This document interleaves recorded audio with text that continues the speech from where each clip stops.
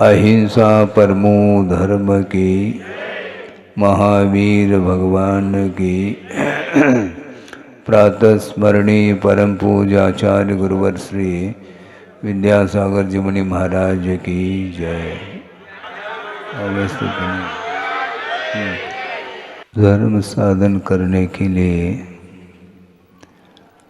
बहुत सारे साधन हुआ करते हैं, जिन साधनों के माध्यम से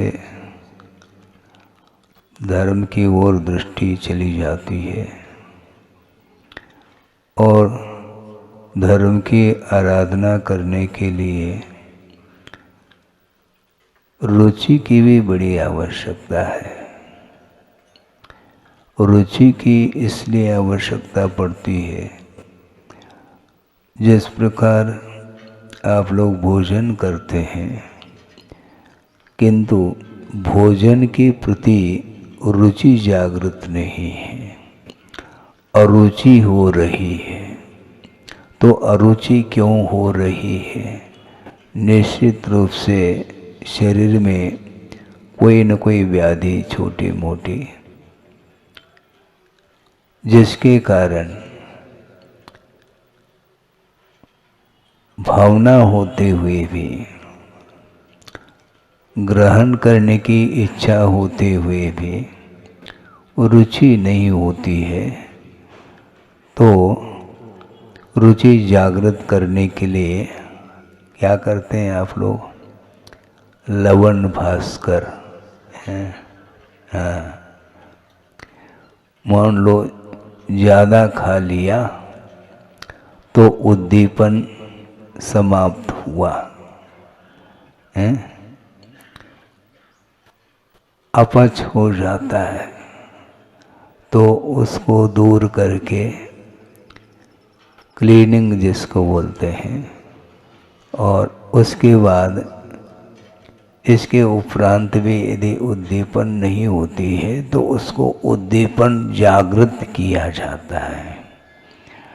तो इसी प्रकार धार्मिक क्षेत्र में भी रुचि की बड़ी आवश्यकता है और रुचि के माध्यम से ही श्रद्धा का स्तर भी बढ़ता चला जाता है, जिसको आचार्यों ने सम्यक दर्शन की संज्ञा दी है। आप लोग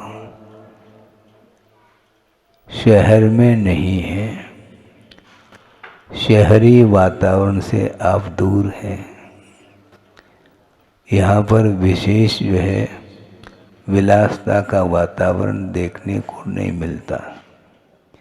ये बहुत अच्छा है, ये बहुत शुभ लक्षण है कि वातावरण ऑटोमेटिक निर्मित हो जाता है और शहर में वातावरण निर्मित करने की आवश्यकता पड़ती है।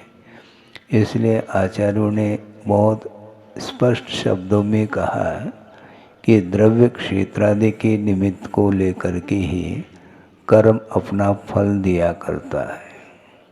कर्मों का फल, कर्मों का जो उदय है वह बंध के बिना संभव नहीं है, और रागादिक भावों के माध्यम से अज्ञान दशा में संसारी प्राणी कदम कदम पर बंध करता है और विभिन्न निमित्तों के माध्यम से जब वह कर्म बंधा हुआ कर्म उदय में आता है, उस समय उसको असह्य पीड़ा होती है।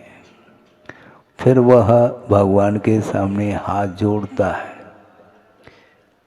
और भगवान से प्रार्थना करता है कि भगवान ऐसा कौन सा कर्म का उदय आया है। तो भगवान के सामने हाथ जोड़ करके पूछने के अपेक्षा भगवान ने जो उपदेश दिया है, परंपरा से गुरुओं के माध्यम से जो उपदेश मिल रहा है, जिस समय उपदेश देते हैं वो समय आपका उपयोग कहाँ रहता है हम नहीं जान सकते हैं। आप सुनने के लिए बैठे हैं किंतु आपका उपयोग, आपका मन यहीं लगा है कि दुकान में गया है। आप यहाँ से उठ कर के जाते हैं तो सबको देखने में आता है ये कहीं जा रहे हैं और आप यहाँ पर बैठे हैं, किंतु आपका मन जिसके लिए न खिड़की की आवश्यकता है बाहर जाने के लिए, न दरवाजे की आवश्यकता है, आप बिल्कुल एयर टाइट हो करके पैक करके भीतर भी बैठ जाओ, तब भी आपका मन बाहर बड़े आसानी से जा सकता है। उसी प्रकार आप लोग उपदेश सुनने के लिए एकत्रित हुए हैं, किंतु प्रति समय आपका वह उपयोग आप कान से सुन रहे हैं ना, लेकिन इसके उपरांत भी कहने में आता है आप ध्यान से सुने। यानी कान से धर्म श्रवण जो किया जाता है वह कानों से ही किया जाता है, किंतु इसके उपरांत भी ध्यान से सुनो। ऐसा इसलिए कहा जाता है कि मन बहुत जल्दी बाहर जाता है, मन संयत नहीं है। श्रद्धान अलग वस्तु और श्रद्धान के साथ साथ धर्म श्रवण करने के लिए अथवा धार्मिक आचरण करते हैं उस समय भी मन के साथ करना चाहिए। जिस प्रकार आप लोग उत्साहित हो करके भोजन करते हैं तो उसमें किसी भी प्रकार से आपको बोरियत का अनुभव नहीं होता और थोड़ा विलंब भी हो जाए कोई बाधा नहीं, क्योंकि उसके प्रति रुचि है। तो रुचि है तो इसी प्रकार धार्मिक वातावरण में आप रहते हैं तो ऐसी स्थिति में धर्म साधन करने के लिए बहुत सारे निमित्त हैं। ऐसा हमने शुरुआत में ही कहा है। सम्यक दर्शन की जो उत्पत्ति होती है, धर्म के प्रति जो आस्था जागृत होती है, श्रद्धान उत्पन्न होता है, उसके लिए बहुत सारे कारण होते हैं। जिस प्रकार वैराग्य के लिए भी बहुत सारे निमित्त उपस्थित हो जाते हैं तो वैराग्य भी हो जाता है, उसी प्रकार जो अनादिकालीन जो संस्कार मोहजन्य संस्कार हैं उनको दूर करने के लिए बहुत सारे साधन बताए हैं आगम में। इसलिए मैं कहना चाहता हूँ धर्म श्रवण कराने वाले मिल जाए तो ठीक है, नहीं भी मिल जाए जिनबिंब का दर्शन तो आप लोग करते हैं।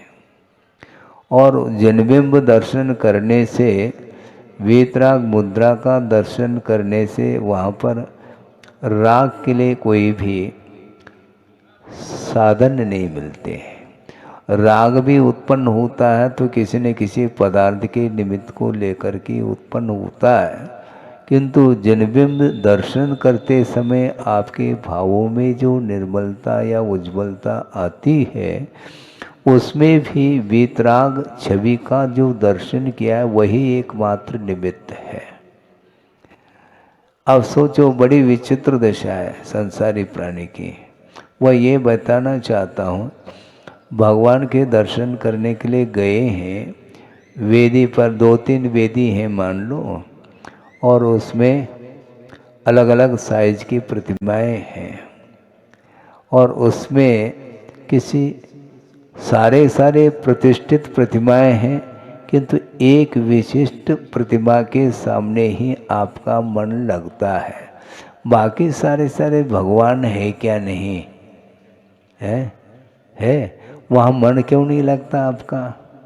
जब भगवान के सामने मन नहीं लग सकता तो यहाँ पर कैसा मन लग सकता है? थोड़ा विचारणीय विषय है, क्योंकि भगवान तो हैं लेकिन भगवान के सामने भी लेकिन किंतु परंतु कर रहे हैं आप। वहाँ पर भी चयन करते हैं, आप बेचैन हैं, आपको चयन ही नहीं। जिस प्रकार सब्जी मंडी में जाते हैं फल आदि खरीदते हैं उसमें भी चयन ही होता है, चुनाव के बिना आप बेचैन रहते हैं। सभी वस्तु देखने में आ रही हैं, इसके उपरांत भी किसी खास वस्तु के प्रति आकर्षण आपका रहता है। इसी प्रकार प्रतिमाओं को लेकर के भी मन में भाव आता है। विशिष्ट प्रतिमा, जबकि सारी सारी प्रतिमाएं प्रतिष्ठित हैं, प्रतिदिन पूजन अर्चन अभिषेक आदि सब करते हैं, किंतु करते हुए भी किसी खास प्रतिमा, ये खास क्या है? ये खास क्या वस्तु है? उसमें भी आप लोग बैठे हैं, इसमें भी खास खास क्या है? विशिष्ट अतिथि। अच्छा, प्रमुख अतिथि, ये आप टाइटल जो दे रहे हैं, जो विशेषण जोड़ रहे हैं, उसमें किसी न किसी विशेषता को लेकर के वह बात सामने आती है। इसी प्रकार भगवान के सामने पहुंचने के उपरांत भी वीतराग मुद्रा का दर्शन करते हुए भी उसमें मनोज्ञ और अमनोज्ञ की परिकल्पना होती ही रहती है। ये मनोज्ञ क्या वस्तु, जिसमें मन केंद्रित होता है, इस अपेक्षा से उसको मनोज्ञ कहा है। और जिसमें आपका मन नहीं लगता है, वह अमनोज्ञ वस्तु मानी जाती है। पंचेंद्र के विषयों में मनोज्ञ और अमनोज्ञ की एक परिकल्पना या भेद रेखा, ये तो फिर भी ठीक है, किंतु वीतराग मुद्रा के सामने भी मनोज्ञ और अमनोज्ञ की परिकल्पना होती है। सम्यक दर्शन होने के उपरांत भी इस प्रकार के भाव आते हैं। आना उपयुक्त नहीं, किंतु आते तो हैं। श्रवण बेलगोला की प्रतिमा, अब मान लो यहाँ पर भी कोई बाहुबली की प्रतिमा है, लेकिन बाहुबली की तो है, फिर और कौन सी है प्रतिमा? बाहुबली की नहीं है क्या? है तो फिर तो क्यों लगा रहे हैं? तो इसलिए लगाया जा रहा है, इसमें उतनी मनोज्ञता नहीं जितने की श्रवण बेलगोला बाहुबली प्रतिमा में है। ये प्रतिमा को लेकर के ये जो भाव उत्पन्न हो रहे हैं, वो अपने भावों में कमी है, उनमें कोई कमी नहीं, क्योंकि वह रागी प्रतिमा तो नहीं, सरागी देवी देवताओं की प्रतिमा तो नहीं है, वो वीतराग ही प्रतिमा है। इसके बाद भी ये भेद जो आ रहा है, ये ज्ञान की विशेषता है। उस ज्ञान में वह मोहजन्य ही परिणाम माना जाता है। लेकिन ये होता है महाराज, होता होगा तो सही, किंतु वह सम्यक दर्शन को निर्मल बनाने में कारण नहीं है। जो सम्यक दर्शन आपको प्राप्त होता है, भगवान के प्रति जो आस्था उत्पन्न हुई है, अब उसमें निर्मलता जो आएगी, तो इस प्रकार के परिणामों से अपने आप को ऊपर उठाए बिना ये संभव ही नहीं है।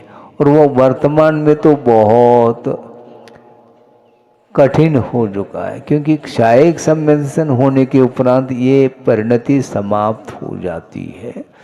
सम्यक दर्शन को और निर्मल बनाने के लिए अपने परिणामों को ही निर्मल बनाया जाता है, न कि भगवान को। भगवान तो निर्मल है, वो समल नहीं है। यदि उनके अंदर ही राग छिपा है मान लो, तो आपके लिए सम्यक की उत्पत्ति में वह कारण नहीं बन पाएंगे। तो इसलिए उनमें कोई कमी नहीं, क्योंकि जिन्हें केवल ज्ञान उत्पन्न हो गया है, जो मोक्ष मार्ग के नेता बन चुके हैं, और आपने ही अपने हाथों से वेदी पर विराजमान किया है प्रतिष्ठित करके, और कमलासन दिया है, इसके बाद भी आपका मन क्यों नहीं लगता है? आकर्षण चाहता है। एक बात बहुत अच्छी बात है, गुरुदेव ने ही कहा था कि एक सामान्य केवली होते हैं और एक तीर्थंकर केवली होते हैं। तो सामान्य केवलियों का जो जनबिंब है, वो बहुत कम मात्रा में उपलब्ध होते हैं। जैसे बाहुबली भगवान है, एक देखने को मिल रहे हैं, ज़्यादा से ज़्यादा भरत के भी प्रतिमा आजकल देखने को मिल रही है। और मथुरा में गए थे, वहाँ पर जम्बू स्वामी की प्रतिमा वहाँ पर विराजमान। जम्बू स्वामी तीर्थंकर नहीं रहे, सामान्य केवली हैं। इसी प्रकार कुछ ही सामान्य केवलियों की प्रतिमा स्थापित होती है। ऐसा क्यों? तो गुरुदेव का ये कहना रहा कि जितने भी तीर्थंकर होते हैं उनका जो संस्थान, उनकी जो आकृति है वह सबसे सुडोल सुंदर होती है, जिसको समचतुरस्र बोलते हैं संस्थान। इसलिए तीर्थंकर भगवान की प्रतिमा को स्थापित करने के लिए कहा गया है। और अन्य जो सामान्य केवली हैं उनके शरीर की रचना, उनकी जो आकृति है, वह किसी भी आकृति में वह उन्हें केवल ज्ञान उत्पन्न हो सकता है। अन्यान्य संस्थान भी माने जाते हैं, जिस प्रकार समचतुर संस्थान और हुंडक संस्थान, उसको देख करके आपका मन लगेगा नहीं। और उन्हें हुंडक संस्थान के माध्यम उसके उदय में भी केवल ज्ञान उत्पन्न हो जाता है। केवल ज्ञान की उत्पत्ति में संस्थान का कोई रोल नहीं है, सहनन उत्तम होना चाहिए। किंतु जो हीन संस्थान है वह केवल ज्ञान में कोई बाधक सिद्ध नहीं होता, केवल ज्ञान हो जाता है। फिर उनके जिनबिंब क्यों स्थापित नहीं करते हैं? तो प्रश्न ये है, इसका उत्तर ये है दिया था गुरुदेव ने, क्योंकि समचतुर संस्थान को लेकर के जो जिनबिंब रहेगा तो वहीं पर आपका उपयोग लगता है, क्योंकि आप रागी हैं। मतलब वीतरागी प्रतिमा में भी आप राग को ही ढूंढते हैं, कोई बाधा नहीं है। इसलिए आप रागी हैं, क्योंकि वीतरागी के लिए कोई प्रयोजन नहीं है।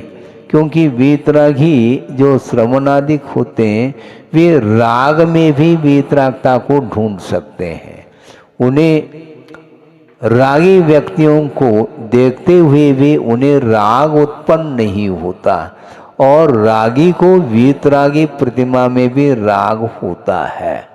इसलिए उन्होंने ये कहा कि ये अभ्यस्त है राग से, इसलिए तीर्थंकर की प्रतिमा स्थापित करो तो कम से कम 1-8 घंटा और ज़्यादा लगा दें उनके चरणों में। नहीं है तो बहुत जल्दी दुकान याद आ न जाए, इसलिए उन्होंने ये कहा था। बात बिल्कुल ठीक है, क्योंकि जिनबिंब का दर्शन करने के उपरांत सम्यक की जब उत्पत्ति हो सकती है तो उसमें वीतरागता की जो छवि है, मुद्रा है, उस ओर उसकी दृष्टि गई है कि वस्तुतः यही आत्मा का स्वरूप है। तो आत्म स्वरूप की ओर दृष्टि जाने से पर पदार्थ के प्रति जो लगाव है और धीरे धीरे समाप्त होता है। इसलिए राग को दूर करने के लिए आप एकत्रित हुए हैं क्या? राग को जोड़ने के लिए धीरे धीरे भूमिका इसलिए बना रहा हूँ। 8-10 दिन बाद यहाँ पर कोई अनुष्ठान होने जा रहा है, पंच कल्याणक महोत्सव है। फिर ऐसे स्थिति में 5 दिन का 6 दिन का वह अनुष्ठान है, और यहाँ के लोकल समाज भी और दूर दूर के और भी जनता आएगी।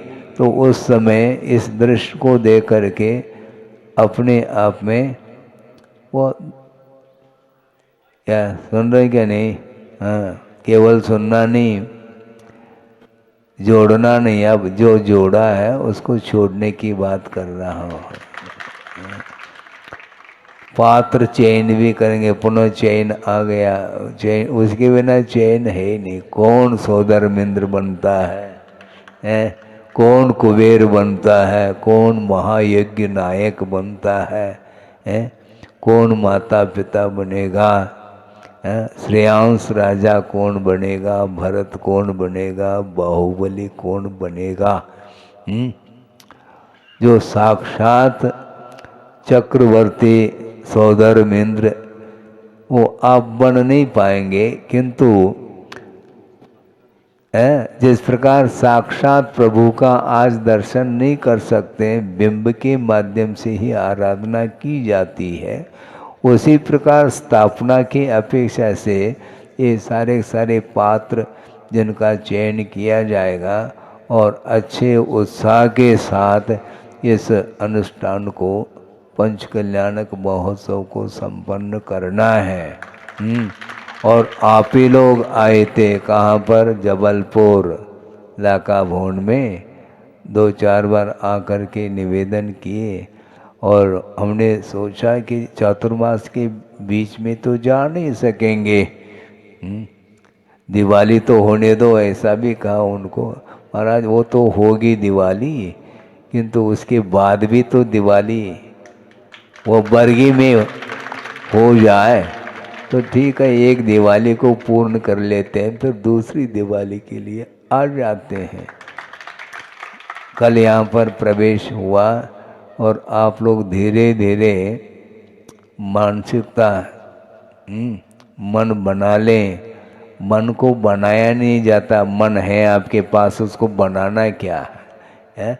मन लेकर के ही आए हैं, मन लगाने की बात करो। मन तो आपके पास है, किंतु जिस ओर मन दौड़ लगा रहा है उसको खींच करके रखो। मन के लिए लगाम लगाने की आवश्यकता है, किंतु धार्मिक क्षेत्र में लगाम नहीं लगाना, बेलगाम छोड़ना चाहिए उसको, मन को। काय के लिए? धार्मिक अनुष्ठान करने के लिए अहम अग्रे होना चाहिए, तब कहीं जा कर के आनंद आएगा। आप अनुष्ठान करेंगे और उस दृश्य को देखने के लिए हम आए हैं।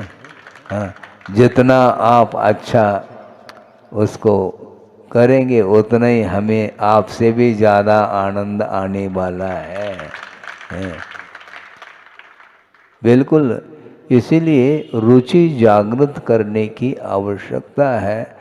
अनादिकालीन संस्कार राग के और द्वेष के हैं, उनको समाप्त करने के लिए ही सच्चे देवगुरु शास्त्र का आलम्बन लेकर के उनकी आराधना करेंगे तो निश्चित रूप से जीवन का विकास होगा, आत्मा की उन्नति होगी।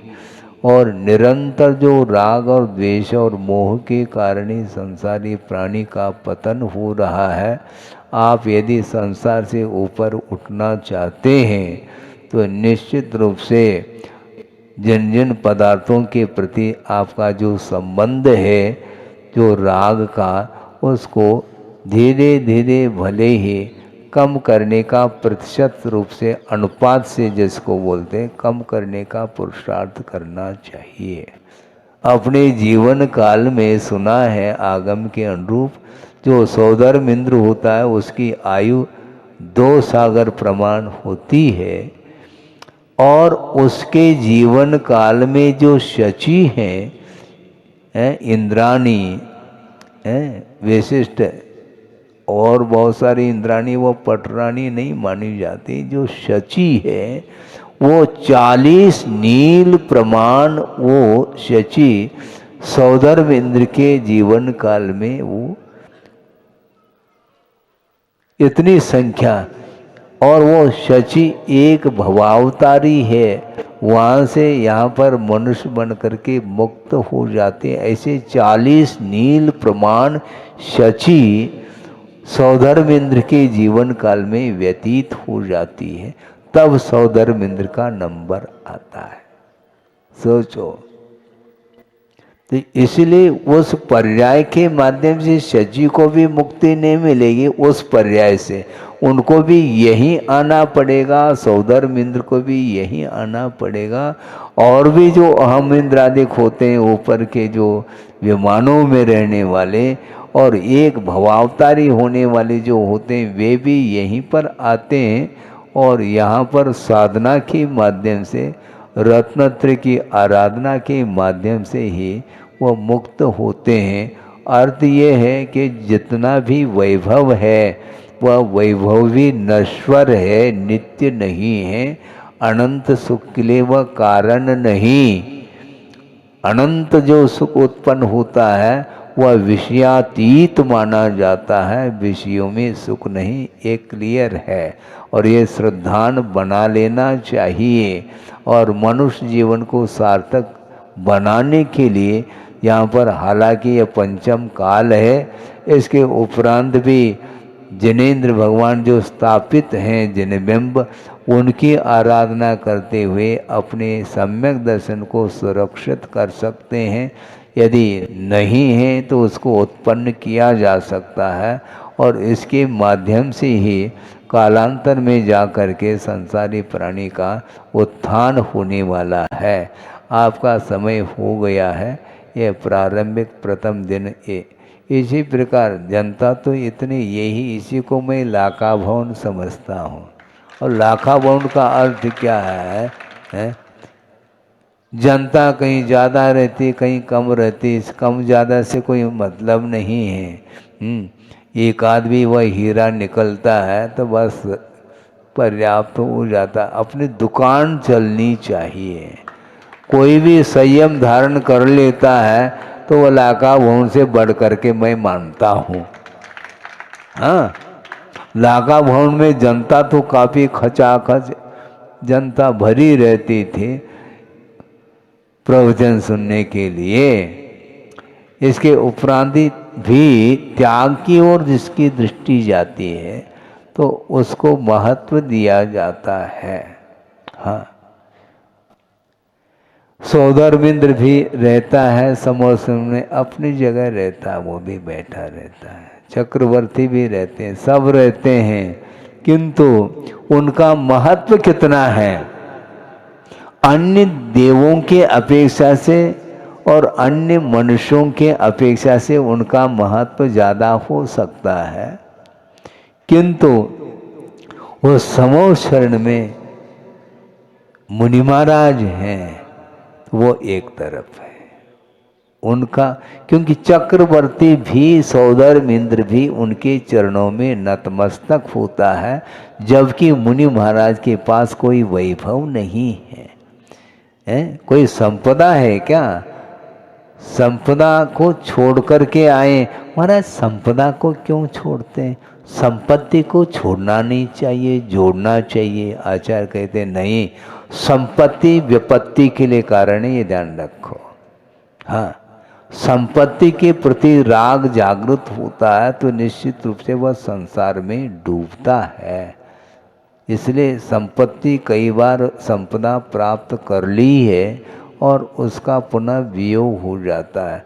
संयोग और वियोग ये संसार में लगा हुआ है, इसलिए बहुत जल्दी संसारी प्राणी आकर्षित होता है। किससे? राग से आकर्षित होता है। किसी के पास कम संपदा है तो वह वीआईपी उनको नहीं बोलते हैं। हमने सुना है, हम तो किसी को वीआईपी मानते नहीं। आप मानो तो अच्छी बात है, क्योंकि समो शरण में वह वीआईपी है जो व्रती बनता है। कोई महाव्रती बन रहा है, कोई अनुव्रती भी बन रहा है, तो भी वह सौधर्म इंद्र से एक कदम उनका ऊपर उठा हुआ जीवन माना जाता है। यहाँ तक कि गुरुदेव ने ये तुलना की है, आगम के अनुरूप उन्होंने तुलना करके हम लोगों के सामने रखा है। वह विषय 2 मिनट में आपके सामने रख रहा हूँ कि व्रत का, संयम का कितना महत्व है।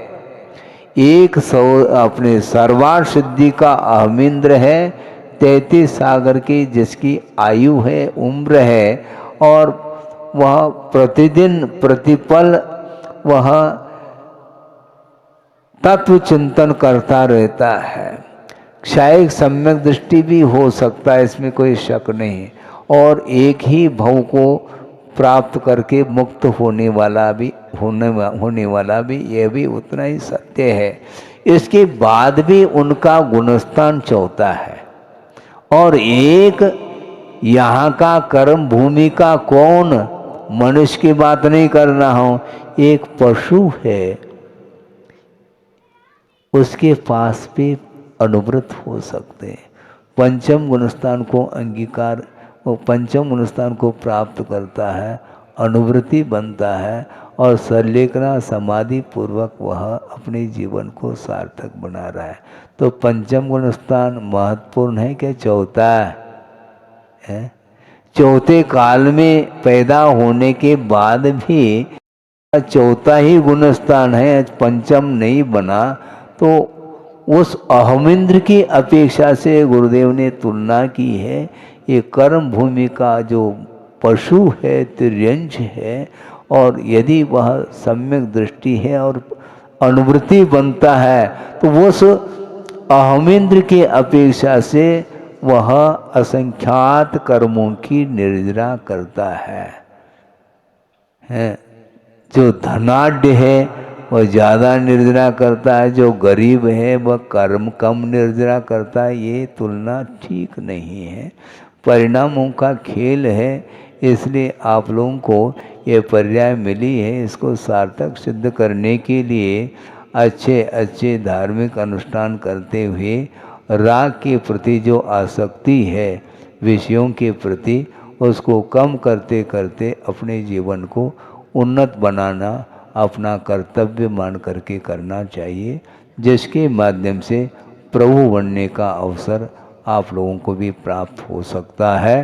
हो इस पवित्र भावना के साथ अहिंसा परमो धर्म की जय। अहिंसा परमो धर्म की, महावीर भगवान की। प्रातः स्मरणी परम पूजाचार्य गुरुवर श्री विद्यासागर जी मुनि महाराज की जय।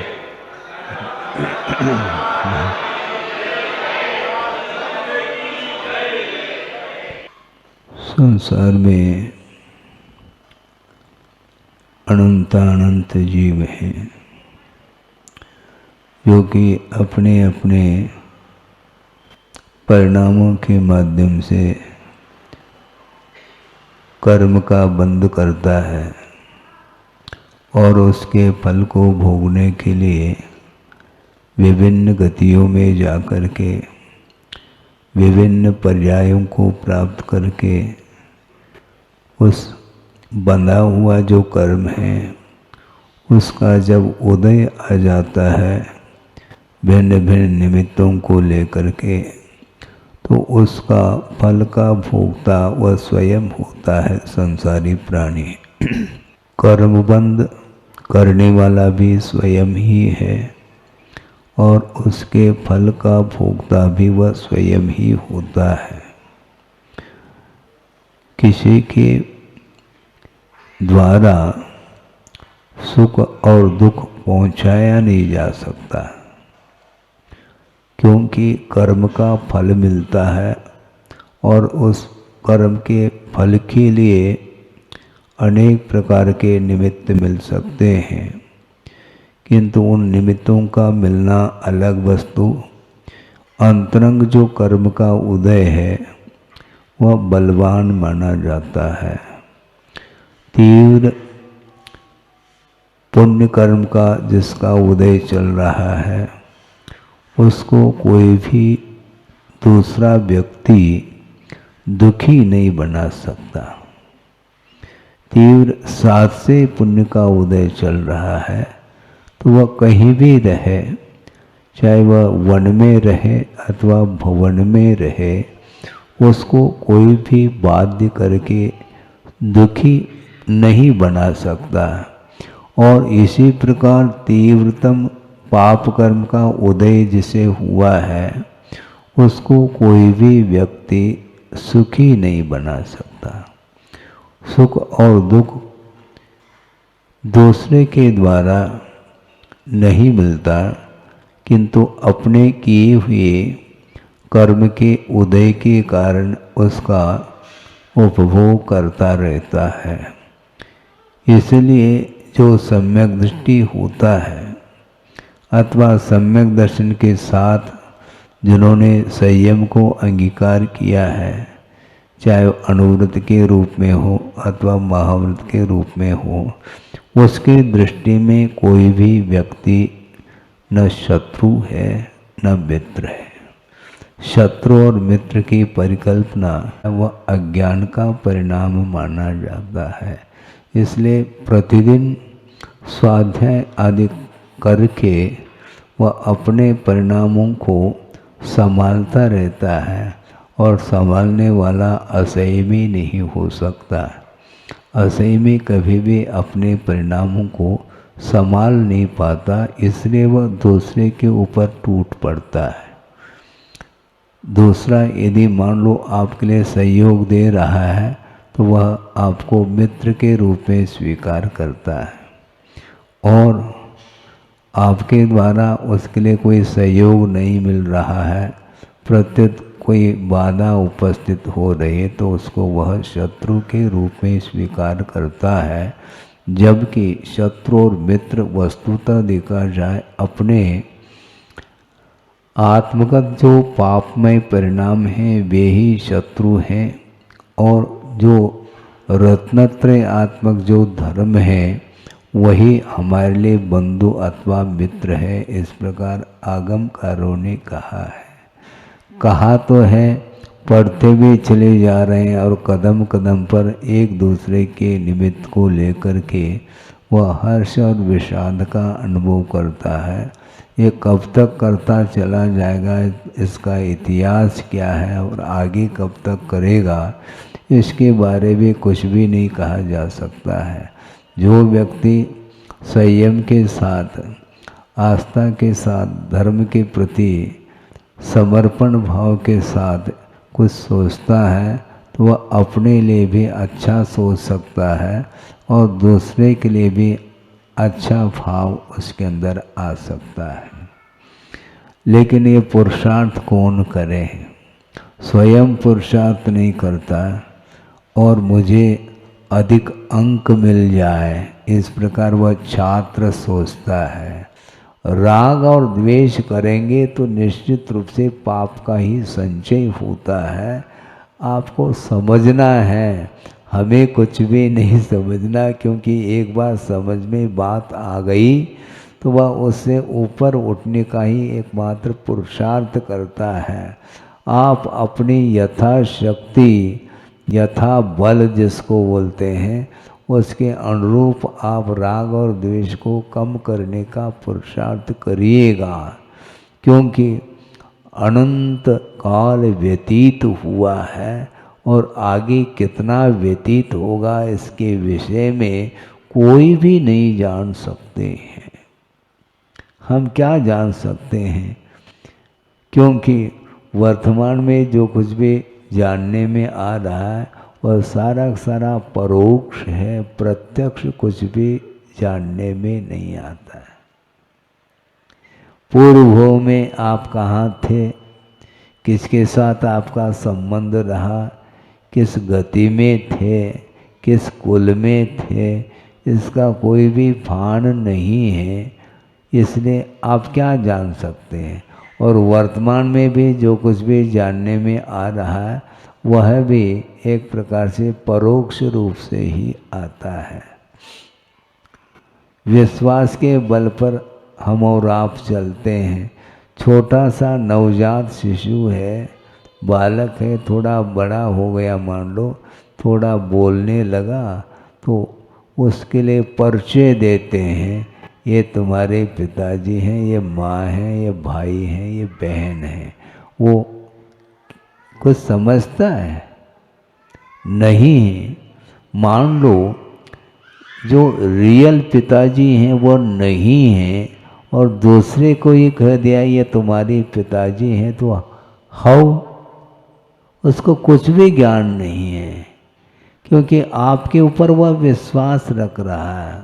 आपने कहा ये पिताजी, तो पिताजी कहने लग गया। इसको बोलते हैं विश्वास। प्रत्यक्ष किसी को भी कोई ज्ञान नहीं हो सकता, इसलिए वस्तुतः देव गुरु शास्त्र के प्रति श्रद्धा रखने से ही कल्याण होने वाला है, क्योंकि प्रत्यक्ष किसी को भी ज्ञान नहीं हो रहा है। अतीत में 24 ही निकल गए हैं, वो भूतकालीन है। वर्तमान में 24 तीर्थंकर हुए हैं। आपने एकाध तीर्थंकर का दर्शन किया है क्या? है बोलो, नहीं किया ना, फिर 24 हुए हैं, किस आधार से आप कह रहे हैं? शास्त्र में लिखा है महाराज, इसका अर्थ आपको श्रद्धा नहीं करना है हर हालत में। आपने देखा तो है नहीं। विदेह क्षेत्र में 20 तीर्थंकर विद्यमान हैं, यह भी जिनवानी ही कह रही है। आपको कोई भी प्रत्यक्ष कुछ भी नहीं देखने में आ रहा है, इसके उपरांत भी जो श्रद्धान करता है वह आगे उसका उत्थान हो सकता है। पंचेंद्र के विषयों के माध्यम से पाप का अर्जन होता है। इस प्रकार श्रद्धान करोगे तो धीरे धीरे पंचेंद्र के विषयों से आप अपने आप को ऊपर उठाने का पुरुषार्थ करेंगे। मोह छूटना खेल नहीं है। पर वस्तु के प्रति जो राग होता है वह आसानी से छूटता नहीं, क्योंकि संबंध आपने जो रखा है वो आपको आप स्वयं पुरुषार्थ करेंगे तो वह छूटेगा, छोड़ना पड़ेगा। है मंगल के दिन रिजल्ट है, परिणाम है, कौन कितना छोड़ता है परिग्रह को, ये देखना है। रम जाता है, इसलिए राग को समाप्त करने के लिए आपको पुरुषार्थ करने के लिए बार बार कहा जा रहा है। जो जितना पुरुषार्थ करेगा वही अपने संसार को समाप्त कर सकता है।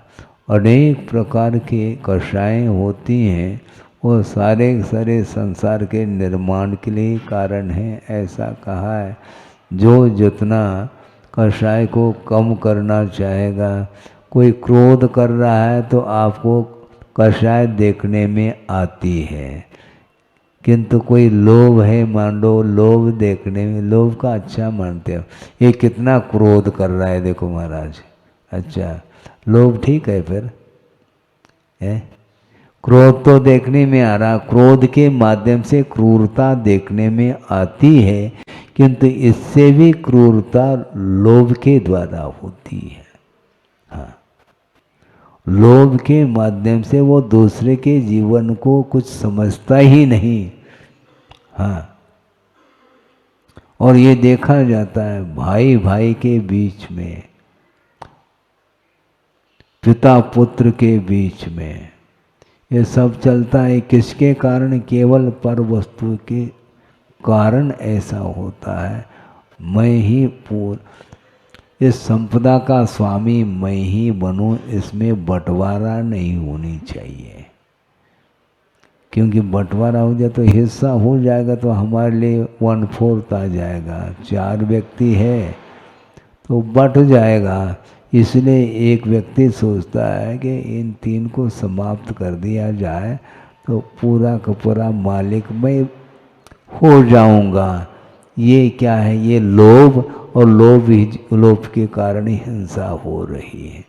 क्योंकि स्थानीय आप हैं, बरगी वाले कहीं जाने वाले थोड़ी हैं, और 2-4 लोग बाहर के दिख रहे हैं जबलपुर वाले, और तो उनके लिए तो 6-6.5 महीने मिल गए हैं। फिर भी धर्म के प्रति रुचि तो बनी है, अच्छा है। मैं ये कह रहा था कि वस्तुतः पर वस्तु के प्रति जो स्वामित्व का भाव है वो ठीक नहीं माना जाता है। जितना आवश्यक है उतना आप लें, बाकी और की जो भूख है वह ठीक नहीं है। आपको भूख लगती है तो भोजन करते हैं, पेट भर जाता है, ठीक है, लेकिन महाराज पेट ही भरना है। पेट तो भर गया है, लेकिन पेट ही भरने के लिए वह रात दिन तत्पर है। क्यों? क्योंकि कल परसों बरसों की बात सोच रहा है। अभी तो पेट भरा हुआ है, लेकिन कल के लिए क्या होगा, चिंता है।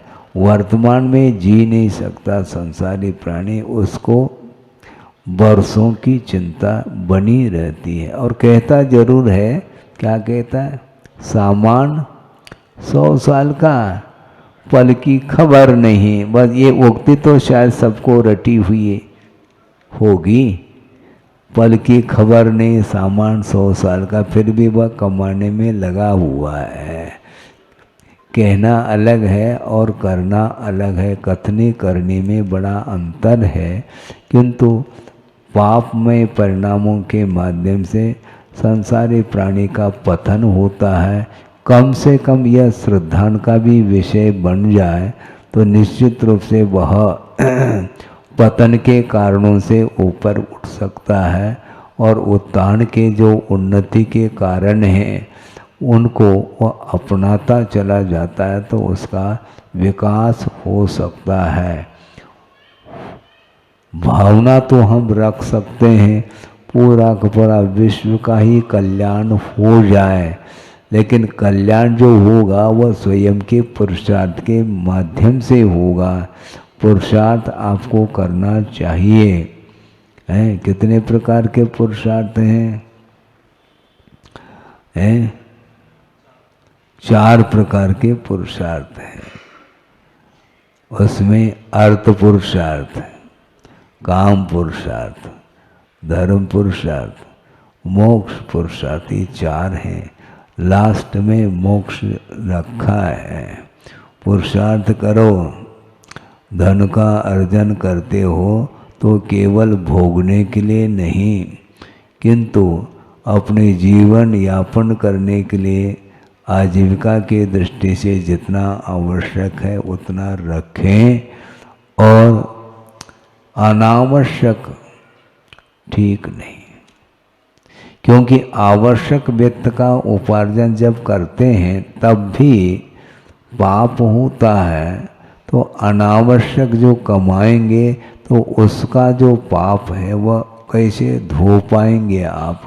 नहीं धो पाएंगे। इसलिए आसक्ति को कम करना चाहिए, और जितना आवश्यक है उतना ही। अनुपात नहीं जानते हैं क्या आप? अनुपात समझ में नहीं आता। कितना ग्रहण करना सब जानते तो हैं। भोजन कितना लेते हैं आप? जितना आवश्यक उतना। थोड़ा बहुत भी यदि मान लो अनुपात से बढ़ जाए तो फिर देख लो, फिर डॉक्टर और वैद्य के पास जाने की आवश्यकता पड़ती है। पुण्य का सदुपयोग करें, क्योंकि पुण्य का उदय होता है, तो पुण्य का बंद किया है तभी उदय होता है, और पुण्य के उदय में संपदा मिलती है। किंतु उस संपदा का सदुपयोग करने के लिए भी पुण्य की आवश्यकता है। हाँ, वो अलग ही क्वालिटी का पुण्य होता है, जिसके उदय से वो उस संपदा के प्रति भी राग समाप्त हो जाता है, और धार्मिक कार्यों में उसको लगाता है, और इसके माध्यम से ही अपने भविष्य को वह उज्जवल बनाता है। इस प्रकार भविष्य को उन्नति की ओर ले जाने के लिए अपने को इसी प्रकार धर्म की आराधना करते हुए, और परिवार में जो छोटे छोटे बच्चे हैं उनके ऊपर भी धार्मिक संस्कार डालने का आपको पुरुषार्थ करना चाहिए, क्योंकि धार्मिक वातावरण के माध्यम से ही आत्मिक शांति मिल सकती है। इतना ही पर्याप्त है। परम पूज्य आचार्य गुरुवर श्री विद्यासागर जी महाराज की